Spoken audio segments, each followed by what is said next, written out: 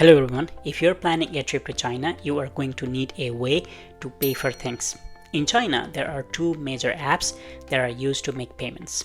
Today, I'm showing you how to set up Alipay. So Alipay is an app that can be used for so many things. It's not just to make payments. You can also order a taxi, order takeout, pay for transit such as metros and buses, fill in your arrival card, and so much more. The best part is you do not need a Chinese phone number or you do not need to be in China to sign up. This app allows tourists to sign up from their home country using their home phone number. Now that you understood a little bit about Alipay, now let's get started. Please note this demo is an iPhone and I'm hoping is quite similar concept in Android or other systems. First thing first, open up your app store and search for Alipay. The logo looks like this as of March 2026 and it might say Alipay simplify your life. Just tap download and wait for it to finish. Now open the app and agree to this privacy protection tips. Here you can either allow or don't allow notifications.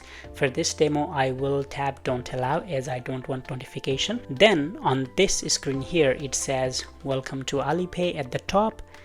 Tap sign up at the bottom. Pick your country from here. I'm searching for Canada and select it from the list. Here type in your phone number and tap sign up now. Here accept the service agreement and go through the CAPTCHA process. In my case, I got this puzzle.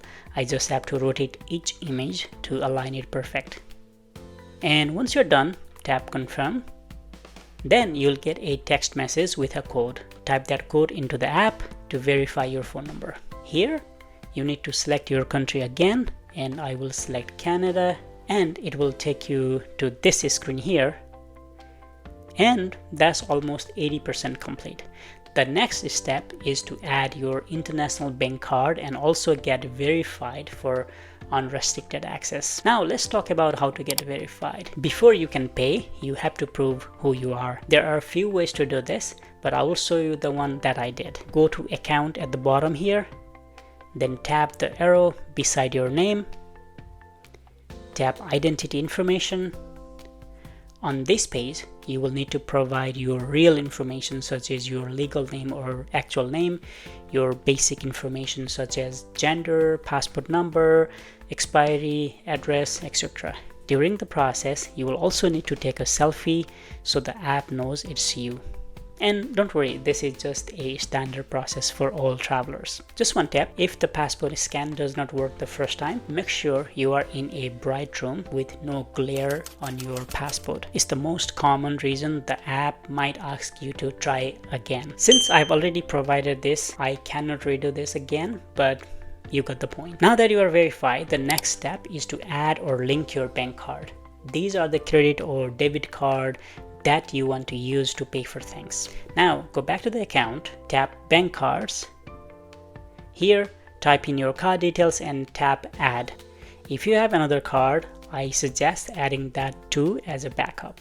Once the card is added, you will see it listed here. Now when you buy something, Alipay will pull the money directly from your card that you set as default. And that's all. You have now set up your Alipay and is fully validated. Next is to learn how to pay. There are two options to pay. Either you scan the merchant QR code or they will scan your QR code. If the shop wants to scan your QR code, simply open the app and tap pay and receive. And this will generate a QR code. Just scan this on their machine and that's it. If they want you to scan theirs, tap scan and a scanner will appear. Basically you scan their QR code and you enter the amount and tap pay. You will also see a confirmation once the payment goes through. Also some shops have card readers, also known as tap to pay. In that case, you can open up your Alipay and just tap your phone on the reader, just like how you use Apple Pay back home. Tap to pay is rapidly expanding in China and you might find one when you start exploring.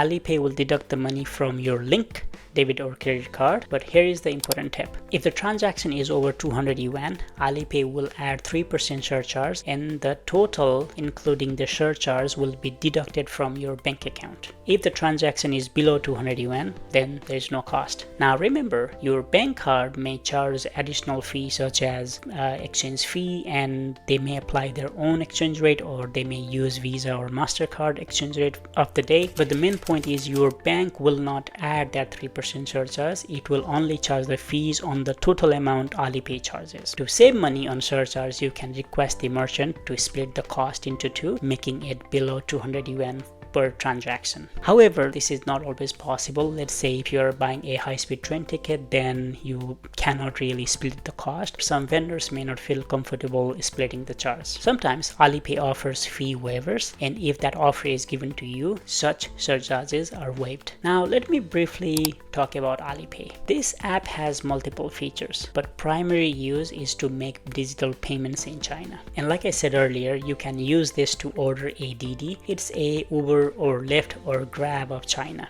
and you pay from the app, so you do not need a separate app. You can also pay for transit such as metros. You can fill in your arrival card, order takeout, and so much more. Just go through these tabs and see the services. Simply tap in the service and you go from there, and that's it. You are now ready to explore China. Even though the process may seem a little complicated, once you are set up, it is very simple, and once you start using, you will get used to it. If this helped you out, please give the video a thumbs up. Consider subscribing to my channel, as it will motivate me to create videos like this. And this is all for today. I will see you on the next one. Have a great trip and stay safe.